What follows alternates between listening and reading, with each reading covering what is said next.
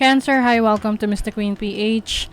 At ito ang inyong energy update for September 16 to 30, 2025. So if you're interested in private readings, meron tayong 50% discount sa mga tarot reading services hanggang September 30.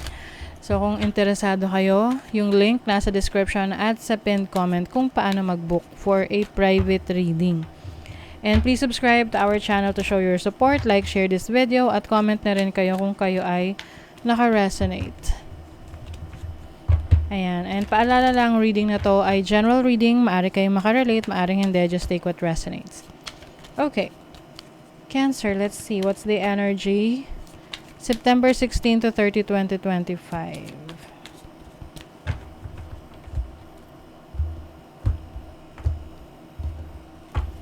Okay. Overall energy, challenge, opportunity, blessing. Okay. Cancer, there's a transformation, ending. May ending, okay? Iba rito, may kinalaman sa betrayal. So, pwedeng you are cutting off connection sa isang tao na niloko ka, or wala ka ng tiwala sa taong to, may nalaman ka na ginawang kalokohan. Pwedeng may kinalaman sa pera or sa relationship. But, isipin mo na lang na kaya to nangyayari is because ikaw ay dinadala doon sa direction na kung saan mas makakaramdam ka ng pagmamahal, mas makakaramdam ka ng security, ganon, fulfillment. Bottom of the deck is the Eight of Pentacles. So, some of you are working on something, no? Meron kayong minamaster na trabaho, business, career, or even sa relationship, you're trying to work things out para sa relationship mo. However, no, with the moon, revelation kasi to eh. So, maaring may na-reveal, may nalaman, nakatotohanan, na magpapabago ng iyong isip or ng iyong plano.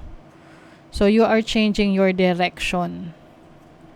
Pwede rin tong sa kaibigan, no? Pwedeng may betrayal sa isang kaibigan na hindi mo kaakalain, magagawa niya pala sa'yo yun, ibibetray yung trust mo.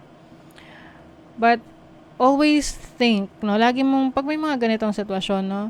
Lagi mo iisipin na, kaya nangyari yun, is because tinatanggal talaga yun sa buhay mo. Dahil hindi na siya makakatulong sa pag-unlad mo.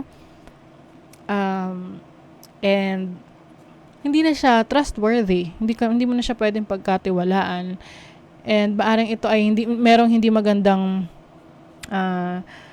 meron tong hindi magandang hindi ko masabi. Meron tong hindi magandang impluwensya sa iyo, no? So hangga't nandiyan yung tao na yan sa buhay mo, kumbaga parang siya yung humihila sa iyo pababa, and it's time to let that go. You have something na meron kang new experience na kung saan mag-e-enjoy ka, magiging masaya ka. Lalo na pag sa relationship to, no? Yung iba sa inyo, if may betrayal, merong conflict with a romantic partner, and you feel like it's time to end the relationship, then so be it. End the relationship. Kasi there is someone that is coming to your life na kung saan mas dinideserve mo, mas magiging masaya ka, mas exciting ang buhay with this person, at mas magiging masagana yung buhay ninyo pareho. So, it's time to take some risk also. Pagdating sa career, trabaho, or business, there's an opportunity for you to explore yung iba mo pang kakayanan, abilidad, na kung saan magbibigay to ng blessings in terms of money, abundance, prosperity, material na bagay sa'yo. So, your overall energy is transformation. Ito kasing death and rebirth. Ano yan eh? Ending a situation. Pwedeng katapusan ng isang career, trabaho, kontrata, relationship. And it's time to move forward. Yung iba sa inyo, medyo nahihirapan kasi masyado kayo nagtiwala, no? Nagtiwala kayo sa taong to, nagtiwala kayo sa naging decision ninyo or naging choice ninyo. But for some reasons, pinapakita kasi rito na may mga nagiging pagkakamali tayo kasi yung judgment din natin, no?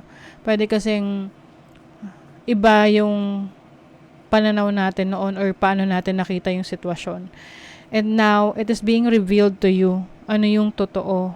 Ano yung totoong intensyon? Ano yung dapat mangyari? And then the Five of Swords is your opportunity na yung parang to get even.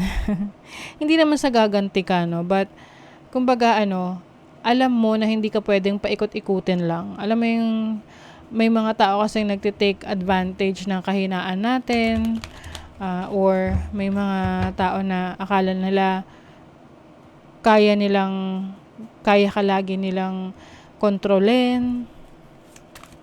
But now you are in control of your life. You are in control of yourself. And the King of Cups energy is about compassion, nurturing, loving energy. That is your blessing. You will, kumbaga, mas mamahalin mo yung sarili mo ngayon, mas bibigyan mo ng atensyon. And the more na minamahal mo yung sarili mo, the more na na-attract mo yung tao na talagang para sa'yo. Yung taong nakakakita ng value mo, ng halaga mo. So, tingnan natin yung money, career, finances for Cancer. Ang ganda, diba? Ten of Pentacles. Financial stability, abundance, security. Mas makakapagbigay ka na ng focus, attention sa trabaho mo, sa career mo, sa business mo, kasi alam mo na kung anong direction yung tatahakin mo. Minsan kasi nagtitiwala tayo masyado na, halimbawa, negosyo, pinagkatiwala mo doon sa isang tao na yon, sakala natin okay na, no? But, minsan, pag masyado nagtitiwala, yun nga, natitake advantage.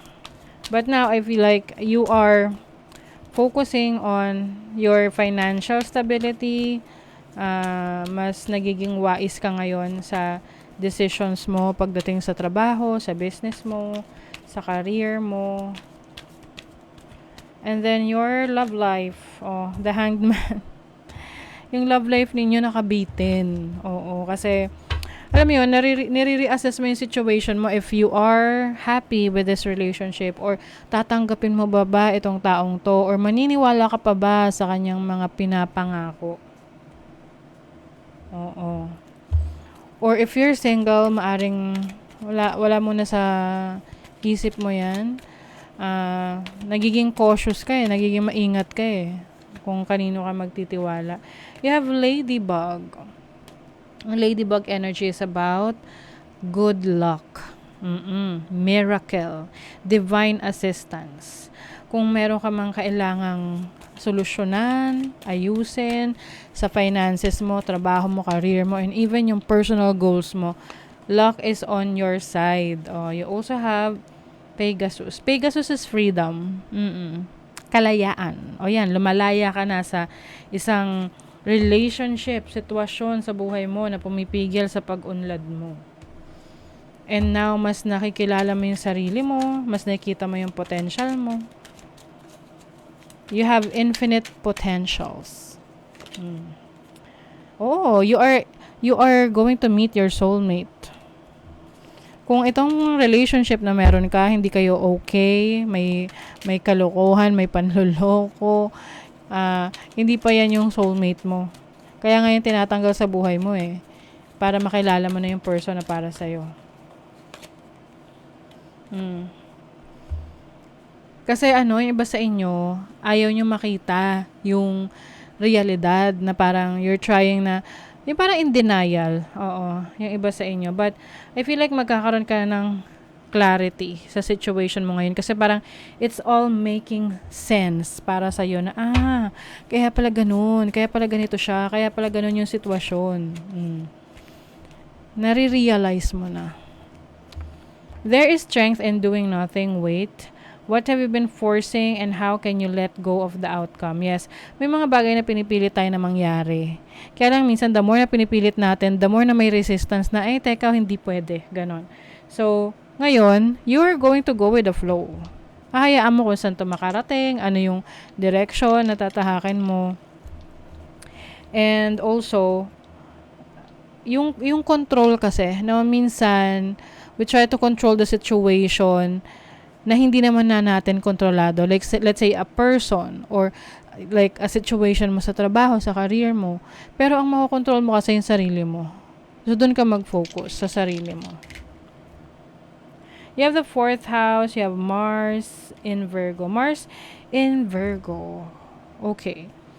Mars is about your passion, your action. Virgo is someone na very cautious, no? So, nagiging maingat ka sa pag-take ng action, ng mga plano mo, no? You are really planning so hard, or you are planning really well, no? Sa mga actions na gagawin mo. 4th house is about your home, your family, your foundation. So, pwedeng may mga actions ka na gustong gawin related sa family, home life, or bahay mo na nagiging very careful ka before doing it. Pinag-iisipan mo muna. And even yung, let's say, meron kang paparenovate, ganyan, titingnan mo muna kung kaya mo ba sa ngayon, kaya mo ba sa pondo, kaya mo bang i-oversee, no? I-monitor. Kasi pwedeng may pera ka pero walang mag-aasikaso. 'Di ba? So, you're going to balance that situation. So, that is your reading, Cancer. Thank you so much. See you again.